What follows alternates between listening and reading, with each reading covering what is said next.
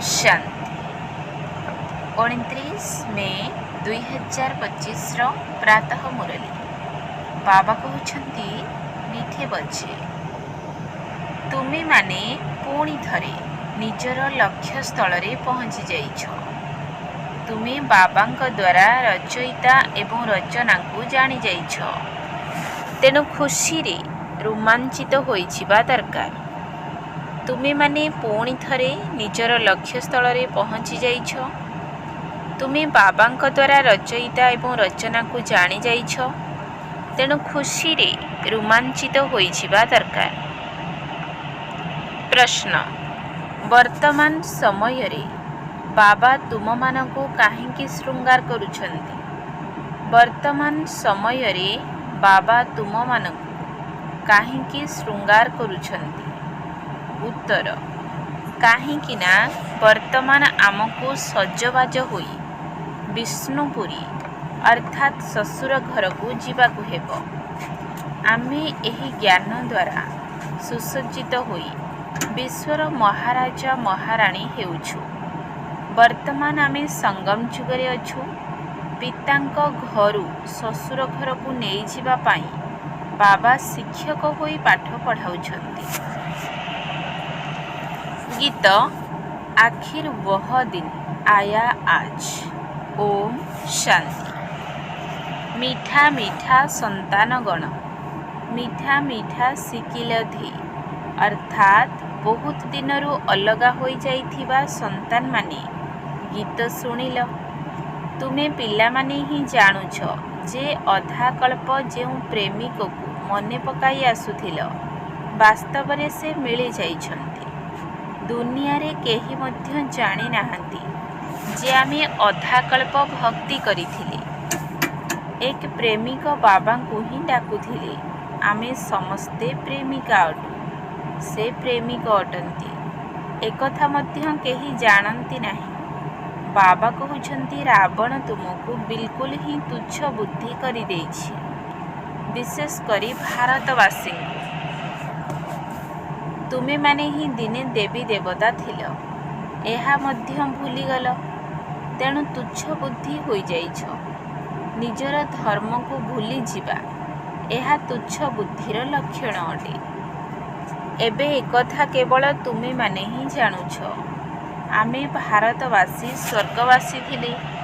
एही भारत दिने स्वर्ग थिला। किछि समय अतिबाहित होई जाइछि। 1250 वर्ष तो सत्य युग थिला एवं 1250 वर्ष त्रेता युग थिला। से समय रे अमाप सुख थिला। सुख को मने पकाई लुम मूल टांकुरी उठिबा दरकार। सत्य युग त्रेता युग अतिक्रम करि जाइछि।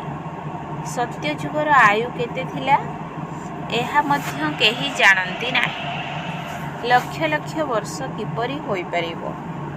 वर्तमान बाबा आसी बुझाउछंती जे तुमको माया केते म्लेच्छ बुद्धि करि देछि। दुनिया रे निजको केही तुच्छ बुद्धि भाबंती नाही। तुमे माने जानुछ जे आमे मध्य काली तुच्छ बुद्धि थिले। वर्तमान बाबा एते बुद्धि देइछंती जहा कि रचयिता एवं रचनार आदि मध्य अंत को आमे जानिगले। काली जानि नथिले आजि जानिगले। जेते जेते जानिबे सेते खुशी रे लुम मूल टांकुरी उठिबो। आमे पुणी थरे निजर लक्ष्य स्थल रे पहुँची जाइछु। वास्तव रे बाबा हमको स्वर्गर राज्य भाग्य देइथिले। आमे पुणी हराई देले।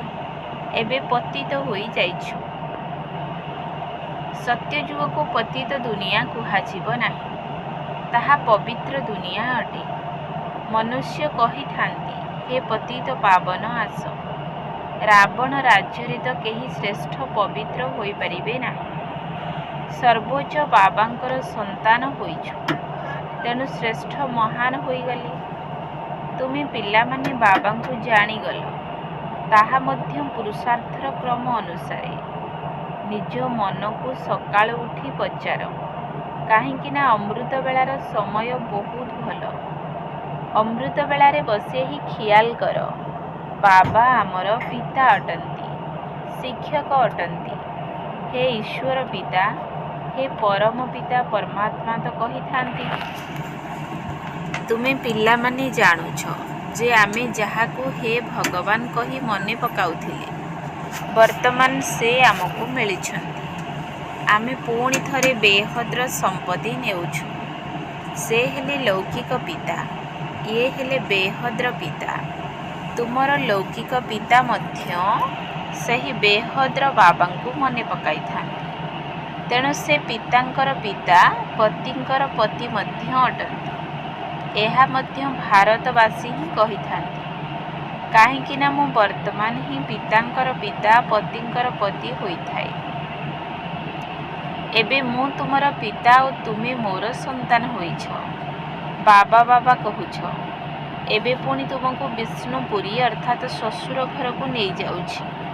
ଏହା ହେଉଛି ତୁମ ପିତାଙ୍କର ଘର। ପୁଣି ଶ୍ୱଶୁର ଘରକୁ ଯିବ। ପିଲାମାନେ ଜାଣୁଛନ୍ତି ଯେ ଆମକୁ ବାବା ବହୁତ ଭଲ ଶୃଙ୍ଗାର କରାଉଛନ୍ତି। ଏବେ ତୁମେ ପିତାଙ୍କ ଘରେ ଅଛ ନା? ତୁମକୁ ପାଠ ମଧ୍ୟ ପଢ଼ାଯାଉଛି। ତୁମେ ଏହି ଜ୍ଞାନରେ ସୁସଜ୍ଜିତ ହୋଇ ବିଶ୍ୱ ମହାରାଜା ମହାରାଣୀ ହେଉଛ। ତୁମେ ଏଠାକୁ ଆସିଛ ବିଶ୍ୱର ମାଲିକ ହେବା ପାଇଁ। ତୁମେ ଭାରତବାସୀ ହିଁ ବିଶ୍ୱର ମାଲିକ ଥିଲ ଯେତେବେଳେ ସତ୍ୟଯୁଗ ଥିଲା। ଏବେ ତୁମେ ଏପରି କହିପାରିବ ନାହିଁ ଯେ ଆମେ ବିଶ୍ୱର ମାଲିକ ଅଟୁ। ବର୍ତ୍ତମାନ ତୁମେ ଜାଣୁଛ ଯେ ଭାରତର ମାଲିକ କଳିଯୁଗୀ ଅଟନ୍ତି। ଆମେ ତ ସଙ୍ଗମ ଯୁଗୀ ଅଟୁ।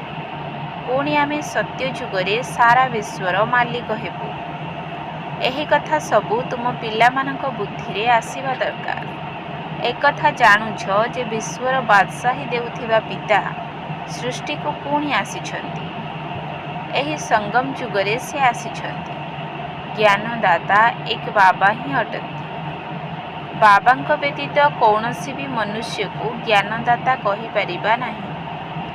କାହିଁକିନା କେବଳ ବାବାଙ୍କ ପାଖରେ ହିଁ ଏପରି ଜ୍ଞାନ ଅଛି, ଯାହାଦ୍ୱାରା ସାରା ବିଶ୍ୱର ସଦ୍ଗତି ହେଉଛି। ପଞ୍ଚତତ୍ତ୍ୱ ସହିତ ସମସ୍ତ ଆତ୍ମାଙ୍କର ସଦ୍ଗତି ହେଉଛି। ମନୁଷ୍ୟଙ୍କ ପାଖରେ ସଦ୍ଗତିର ଜ୍ଞାନ ଆଦୌ ନାହିଁ। ଏହି ସମୟରେ ସମଗ୍ର ଦୁନିଆ ପଞ୍ଚତତ୍ତ୍ୱ ସହିତ ତମୋପ୍ରଧାନ ଅଟେ। ଏହା ମଧ୍ୟରେ ରହୁଥିବା ଆତ୍ମା ମଧ୍ୟ ତମୋପ୍ରଧାନ ଅଟନ୍ତି। ନୂଆ ଦୁନିଆ ସତ୍ୟଯୁଗ ଅଟେ। ସତ୍ୟଯୁଗବାସୀ ଦେବତା ଥିଲେ। ପୁଣି ଦ୍ୱାପରରୁ ରାବଣ ସେମାନଙ୍କ ଉପରେ ବିଜୟ ପ୍ରାପ୍ତ କରିନେଲା। ଏବେ ପୁଣି ବାବା ଆସିଛନ୍ତି। ତୁମେ ପିଲାମାନେ କହିଥାଅ ଯେ ଆମେ ବାପଦାଦାଙ୍କ ପାଖକୁ ଯାଉଛୁ। ବାବା ଆମକୁ ଦାଦାଙ୍କ ଦ୍ୱାରା ସ୍ୱର୍ଗ ରାଜତ୍ୱର ସମ୍ପତ୍ତି ଦେଉଛନ୍ତି। ବାବା ତ ସ୍ୱର୍ଗର ବାଦଶାହୀ ହିଁ ଦେବେ। ତୁମ ପିଲାମାନଙ୍କ ବୁଦ୍ଧିରେ ଏହା ଆସିବା ଦରକାର ନା? କିନ୍ତୁ ମାୟା ଭୁଲାଇ ଦେଉଛି। ସ୍ଥାୟୀ ଖୁସି ରହୁନାହିଁ। ଯିଏ ନିଜେ ଭଲ ଭାବରେ ପଢ଼ିବେ ଏବଂ ଅନ୍ୟମାନଙ୍କୁ ପଢ଼ାଇବେ, ସେ ଉଚ୍ଚ ପଦ ପାଇବେ। ଗାୟନ ରହିଛି, ସେକେଣ୍ଡରେ ଜୀବନ ମୁକ୍ତି। ବାବାଙ୍କୁ ଗୋଟିଏ ଥରରେ ଚିହ୍ନିବା ଦରକାର ନା? ସମସ୍ତ ଆତ୍ମାମାନଙ୍କର ପିତା ଜଣେ ଅଟନ୍ତି। ବର୍ତ୍ତମାନ ସେହି ପିତା ଆସିଛନ୍ତି, କିନ୍ତୁ ସମସ୍ତେ ତାଙ୍କ ସହ ମିଶିପାରିବେ ନାହିଁ। ଏହା ଅସମ୍ଭବ ଅଟେ। ବାବା ତ ପାଠ ପଢ଼ାଇବାକୁ ଆସିଥାନ୍ତି। ତୁମେ ସମସ୍ତେ ମଧ୍ୟ ଶିକ୍ଷକ ଅଟ।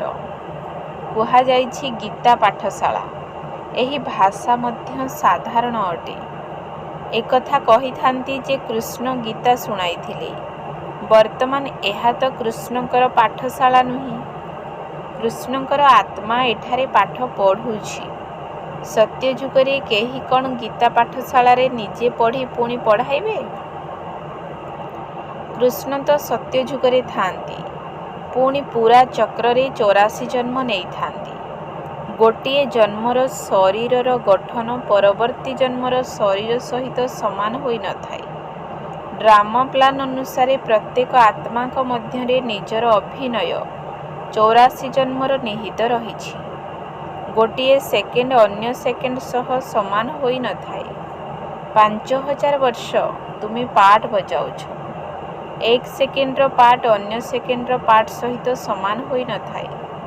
ଏହା କେତେ ବୁଝିବାର କଥା ଅଟେ। ଡ୍ରାମା ଅଟେ ନା? ପାଠ ପୁନରାବୃତ୍ତି ହେଉଛି। ବାକି ଶାସ୍ତ୍ର ଆଦି ତ ଭକ୍ତି ମାର୍ଗର ଅଟେ। ଅଧାକଳ୍ପ ଭକ୍ତି କରାଯାଇଥାଏ, ପୁଣି ସମସ୍ତଙ୍କୁ ମୁଁ ହିଁ ଆସି ସଦ୍ଗତି ଦେଇଥାଏ।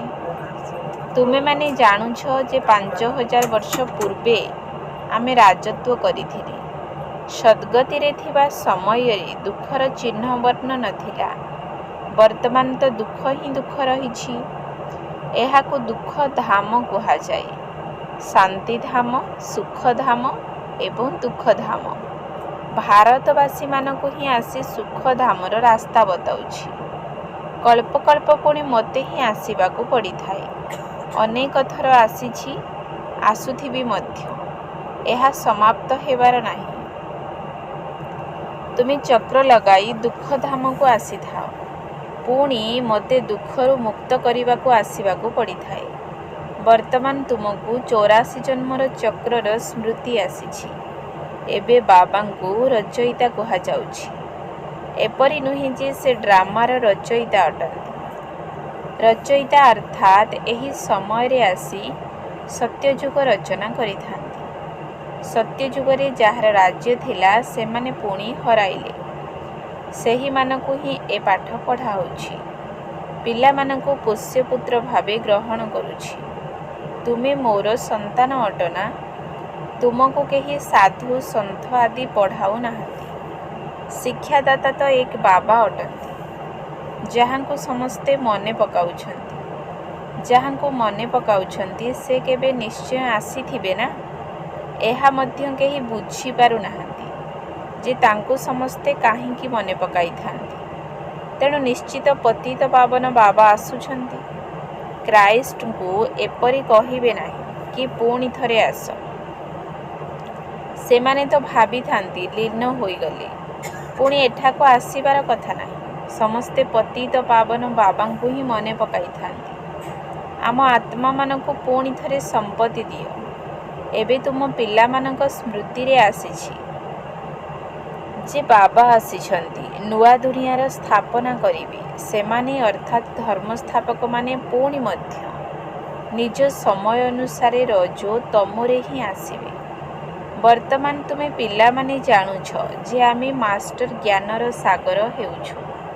ଏକ ବାବା ହିଁ ଅଟନ୍ତି, ଯିଏକି ତୁମ ପିଲାମାନଙ୍କୁ ପାଠ ପଢ଼ାଇ ବିଶ୍ୱର ମାଲିକ କରିଦେଉଛନ୍ତି। ନିଜେ ମାଲିକ ହୋଇନଥାନ୍ତି। ଏଣୁ ତାଙ୍କୁ ନିଷ୍କାମ ସେବାଧାରୀ କୁହାଯାଏ। ମନୁଷ୍ୟ କହିଥାନ୍ତି ଆମେ ଫଳର ଆଶା ରଖିନଥାଉ, ନିଷ୍କାମ ସେବା କରିଥାଉ। କିନ୍ତୁ ଏପରି ହୋଇନଥାଏ। ଯେପରି ସଂସ୍କାର ନେଇ ଯାଇଥାନ୍ତି ସେହି ଅନୁସାରେ ଜନ୍ମ ମିଳିଥାଏ। କର୍ମର ଫଳ ଅବଶ୍ୟ ମିଳିଥାଏ। ସନ୍ନ୍ୟାସୀ ମଧ୍ୟ ପୁନର୍ଜନ୍ମ ଗୃହସ୍ଥୀମାନଙ୍କ ପାଖରେ ନେଇ ପୁଣି ସଂସ୍କାର ଅନୁସାରେ ସନ୍ନ୍ୟାସ ଧର୍ମକୁ ଚାଲି ଯାଇଥାନ୍ତି। ଯେପରି ବାବା ସୈନିକମାନଙ୍କର ମଧ୍ୟ ଉଦାହରଣ ଦେଇଥାନ୍ତି। କହିଥାନ୍ତି ଗୀତାରେ ଲେଖା ହୋଇଛି ଯେ ଯିଏ ଯୁଦ୍ଧସ୍ଥଳରେ ମରିବ ସେ ସ୍ୱର୍ଗକୁ ଯିବ। କିନ୍ତୁ ସ୍ୱର୍ଗକୁ ଯିବାର ସମୟ ତ ଜଣାଥିବା ଦରକାର। ସ୍ୱର୍ଗକୁ ତ ଲକ୍ଷ ଲକ୍ଷ ବର୍ଷ କହିଦେଉଛନ୍ତି। ଏବେ ତୁମେ ଜାଣୁଛ ଯେ ବାବା କ'ଣ ବୁଝାଉଛନ୍ତି, ଗୀତାରେ କ'ଣ ଲେଖିଦେଇଛନ୍ତି। କହିଥାନ୍ତି ଭଗବାନ ବାଚ ମୁଁ ସର୍ବବ୍ୟାପୀ ଅଟେ। ବାବା କହୁଛନ୍ତି ମୁଁ ନିଜକୁ ଏପରି ଗାଳି କିପରି ଦେବି ଯେ ମୁଁ ସର୍ବବ୍ୟାପୀ ଅଟେ। କୁକୁର ବିଲେଇ ସବୁଥିରେ ଅଛି। ମୋତେ ତ ଜ୍ଞାନର ସାଗର କହୁଛନ୍ତି। ମୁଁ ନିଜକୁ ପୁଣି ଏହା କିପରି କହିପାରିବି? ଏହା କେତେ ମିଥ୍ୟା କଥା ଅଟେ। ଜ୍ଞାନ ତ କାହା ପାଖରେ ନାହିଁ। ସନ୍ନ୍ୟାସୀମାନଙ୍କର କେତେ ସମ୍ମାନ ରହିଛି, କାହିଁକି ନା ପବିତ୍ର ଅଟନ୍ତି। ସତ୍ୟ ଯୁଗରେ ଗୁରୁ ତ କେହି ନଥାନ୍ତି। ଏଠି ତ ସ୍ତ୍ରୀକୁ କହିଥାନ୍ତି ତୁମର ପତି ଗୁରୁ ଈଶ୍ୱର ଅଟେ, ଅନ୍ୟ କାହାକୁ ଗୁରୁ କର ନାହିଁ। ଏହା ସେତେବେଳେ ବୁଝାଯାଉଥିଲା ଯେତେବେଳେ ଭକ୍ତି ସତୋପ୍ରଧାନ ଥିଲା। ସତ୍ୟ ଯୁଗରେ ତ ଗୁରୁ ଆଦି ନଥିଲେ। ଭକ୍ତିର ଆରମ୍ଭରେ ମଧ୍ୟ କେହି ଗୁରୁ ନଥିଲେ। ପତିକୁ ହିଁ ସବୁକିଛି ଭାବୁଥିଲେ, ତେଣୁ ଗୁରୁ କରୁନଥିଲେ। ଏହି ସବୁ କଥାକୁ ଏବେ ତୁମେ ବୁଝିପାରୁଛ।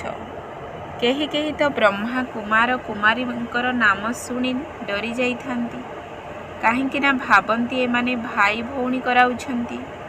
ଆରେ ପ୍ରଜାପିତା ବ୍ରହ୍ମାଙ୍କର ସନ୍ତାନ ହେବା ତ ଭଲ ନା, ବିକେ ହିଁ ସ୍ୱର୍ଗର ସମ୍ପତ୍ତି ନେଇଥାନ୍ତି। ବର୍ତ୍ତମାନ ତୁମେ ନେଉଛ, ତୁମେ ବିକେ ହୋଇଛ। ପତି ପତ୍ନୀ ଦୁଇ ଜଣ କହିଥାନ୍ତି ଆମେ ଭାଇ ଭଉଣୀ ଅଟୁ। ଏହାଦ୍ୱାରା ଶରୀରର ଅଭିମାନ ବିକାରର ଦୁର୍ଗନ୍ଧ ଚାଲି ଯାଇଥାଏ। ଆମେ ଜଣେ ପିତାଙ୍କର ସନ୍ତାନ ଭାଇ ଭଉଣୀ ଅଟୁ। ବିକାରଗ୍ରସ୍ତ ହେବା ତ ମହାପାପ ଅଟେ। ପବିତ୍ର ରହିବାର ଏହି ଯୁକ୍ତି ଡ୍ରାମାରେ ରହିଛି। ସନ୍ନ୍ୟାସୀମାନଙ୍କର ନିବୃତ୍ତି ମାର୍ଗ ଅଟେ। ତୁମେ ହେଉଛ ପ୍ରବୃତ୍ତି ମାର୍ଗୀ। ଏବେ ତୁମକୁ ଏହି ଛି ଛି ଦୁନିଆର ନୀତି ନିୟମକୁ ଛାଡ଼ି ଏହି ଦୁନିଆକୁ ଭୁଲିବାକୁ ହେବ। ତୁମେ ସ୍ୱର୍ଗର ମାଲିକ ଥିଲ, ପୁଣି ରାବଣ କେତେ ଛି ଛି କରିଦେଲା, ଏହା ମଧ୍ୟ ବାବା ବୁଝାଇଛନ୍ତି। କେହି କେହି କହିଥାନ୍ତି ଆମେ କିପରି ମାନିବୁ ଯେ ଆମେ 84 ଜନ୍ମ ନେଇଛୁ। ତୁମେ 84 ଜନ୍ମ ନେଉଛ, ଏହା ଠିକ୍ କହୁଛି ନା? 84 ଜନ୍ମ ନେଉ ନଥିବା ଆତ୍ମା ଜ୍ଞାନ ମାର୍ଗରେ ରହିପାରିବେ ନାହିଁ।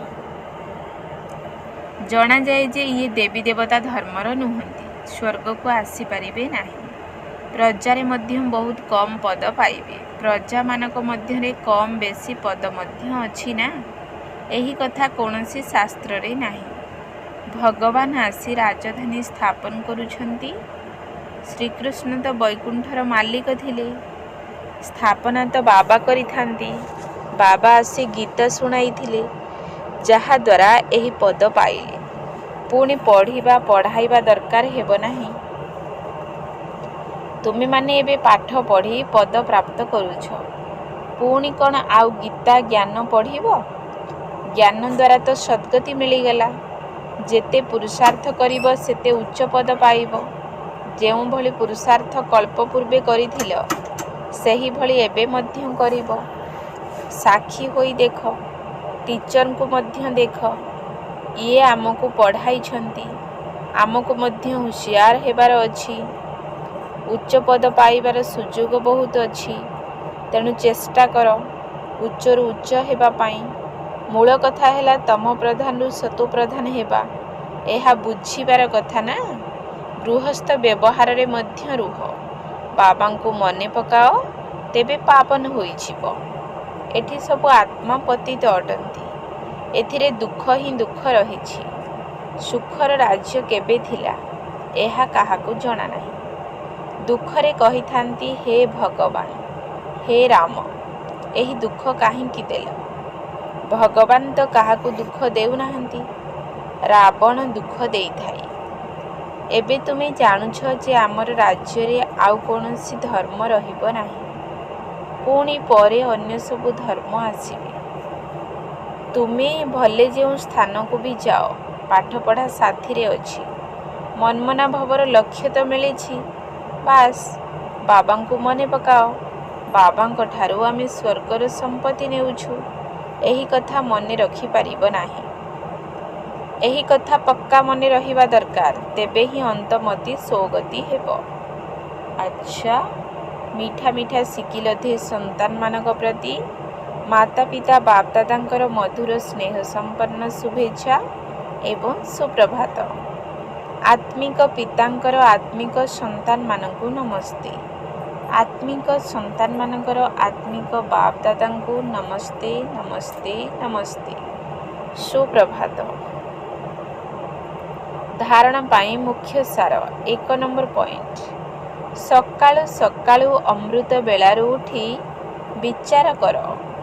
ବାବା ଆମର ପିତା ମଧ୍ୟ ଅଟନ୍ତି, ଶିକ୍ଷକ ମଧ୍ୟ ଅଟନ୍ତି। ଏବେ ବାବା ଆମମାନଙ୍କୁ ଜ୍ଞାନରତ୍ନରେ ସୁସଜ୍ଜିତ କରିବା ପାଇଁ ଆସିଛନ୍ତି। ସେ ପିତାଙ୍କର ପିତା, ପତିଙ୍କର ପତି ମଧ୍ୟ ଅଟନ୍ତି। ଏହିପରି ଚିନ୍ତନ କରି ଅପାର ଖୁସିର ଅନୁଭବ କରିବାକୁ ହେବ। 2 ନମ୍ବର ପଏଣ୍ଟ। ପ୍ରତ୍ୟେକଙ୍କର ପୁରୁଷାର୍ଥକୁ ସାକ୍ଷୀ ହୋଇ ଦେଖିବାକୁ ହେବ। ଉଚ୍ଚ ପଦ ପାଇବାର ସୁଯୋଗ ଅଛି, ଏଣୁ ତମ ପ୍ରଧାନରୁ ସତୋ ପ୍ରଧାନ ହେବାକୁ ପଡ଼ିବ। ପ୍ରତ୍ୟେକଙ୍କର ପୁରୁଷାର୍ଥକୁ ସାକ୍ଷୀ ହୋଇ ଦେଖିବାକୁ ହେବ। ଉଚ୍ଚ ପଦ ପାଇବାର ସୁଯୋଗ ଅଛି, ଏଣୁ ତମ ପ୍ରଧାନରୁ ସତୋ ପ୍ରଧାନ ହେବାକୁ ପଡ଼ିବ। ବରଦାନ। ଭାଇସଲେସ୍ ଅର୍ଥାତ୍ ନିର୍ବିକାରୀ ହେବାର ଶକ୍ତି ଦ୍ୱାରା ସୂକ୍ଷ୍ମବତନ ବା ତିନି ଲୋକର ଅନୁଭବ କରୁଥିବା ଶ୍ରେଷ୍ଠ ଭାଗ୍ୟବାନ ଭବ। ଭାଇସଲେସ୍ ଅର୍ଥାତ୍ ନିର୍ବିକାରୀ ହେବାର ଶକ୍ତି ଦ୍ୱାରା ସୂକ୍ଷ୍ମବତନ ବା ତିନି ଲୋକର ଅନୁଭବ କରୁଥିବା ଶ୍ରେଷ୍ଠ ଭାଗ୍ୟବାନ ଭବ। ଯେଉଁ ପିଲାମାନଙ୍କ ଭିତରେ ନିର୍ବିକାରୀ ସ୍ଥିତିର ଶକ୍ତି ରହିଛି, ବୁଦ୍ଧିଯୁଗ ବିଲକୁଲ ରିଫାଇନ୍ ଅର୍ଥାତ୍ ସ୍ୱଚ୍ଛ, ଏହିଭଳି ଭାଗ୍ୟବାନ ପିଲାମାନେ ଅତି ସହଜରେ ତିନି ଲୋକର ପରିକ୍ରମା କରିପାରିବେ। ତେବେ ସୂକ୍ଷ୍ମବତନ ପର୍ଯ୍ୟନ୍ତ ନିଜର ସଂକଳ୍ପକୁ ପହଞ୍ଚାଇବା ପାଇଁ ସର୍ବସମ୍ବନ୍ଧର ସାରଯୁକ୍ତ ସୂକ୍ଷ୍ମ ସ୍ମୃତି ଆବଶ୍ୟକ। ଏହା ହିଁ ହେଉଛି ସବୁଠାରୁ ଶକ୍ତିଶାଳୀ ତାର। ଏହା ଭିତରେ ମାୟା ହସ୍ତକ୍ଷେପ କରିପାରିବ ନାହିଁ। ତେଣୁ ସୂକ୍ଷ୍ମବତନର ଚମକର ଅନୁଭବ କରିବା ପାଇଁ ନିଜକୁ ଭାଇସଲେସ୍ ସ୍ଥିତିର ଶକ୍ତିରେ ସମ୍ପନ୍ନ କର। ସ୍ଲୋଗାନ: କୌଣସି ବି ବ୍ୟକ୍ତି, ବସ୍ତୁ ବା ବୈଭବ ପ୍ରତି ଆକର୍ଷିତ ହେବା ହିଁ କମ୍ପୋନିୟନ ଅର୍ଥାତ୍ ପ୍ରିୟ ସାଥୀ ବାବାଙ୍କୁ ସଂକଳ୍ପରେ ଛାଡ଼ପତ୍ର ଦେବା। କୌଣସି ବି ବ୍ୟକ୍ତି, ବସ୍ତୁ ବା ବୈଭବ ପ୍ରତି ଆକର୍ଷିତ ହେବା ହିଁ କମ୍ପୋନିୟନ ଅର୍ଥାତ୍ ପ୍ରିୟ ସାଥୀ ବାବାଙ୍କୁ ସଂକଳ୍ପରେ ଛାଡ଼ପତ୍ର ଦେବା। ଅବ୍ୟକ୍ତ ଇଶାରା: ଆତ୍ମିକ ରାଜକୀୟତା ସହିତ ପବିତ୍ରତାର ବ୍ୟକ୍ତିତ୍ୱକୁ ଧାରଣ କର। ଆତ୍ମିକ ରାଜକୀୟତା ସହିତ ପବିତ୍ରତାର ବ୍ୟକ୍ତିତ୍ୱକୁ ଧାରଣ କର। ପବିତ୍ରତା ସଙ୍ଗମଯୁଗୀ ବ୍ରାହ୍ମଣମାନଙ୍କର ମହାନ ଜୀବନର ମହାନତା ଅଟେ ଏବଂ ଶ୍ରେଷ୍ଠ ଶୃଙ୍ଗାର ମଧ୍ୟ ଅଟେ। ଯେପରି ସ୍ଥୂଳ ଶରୀରରେ ବିଶେଷ ଭାବରେ ନିଶ୍ୱାସ ପ୍ରଶ୍ୱାସ ଚାଲୁ ରହିଥିବା ଅତି ଆବଶ୍ୟକ ଅଟେ, ଶ୍ୱାସକ୍ରିୟା ନାହିଁ ତ ଜୀବନ ନାହିଁ, ସେହିପରି ବ୍ରାହ୍ମଣ ଜୀବନର ଶ୍ୱାସକ୍ରିୟା ପବିତ୍ରତା ଅଟେ। 21 ଜନ୍ମର ପ୍ରାରବ୍ଧ ପ୍ରାପ୍ତ କରିବାର ଆଧାର ଅର୍ଥାତ୍ ମୂଳଦୁଆ ହେଲା ପବିତ୍ରତା। ଓମ୍ ଶାନ୍ତି।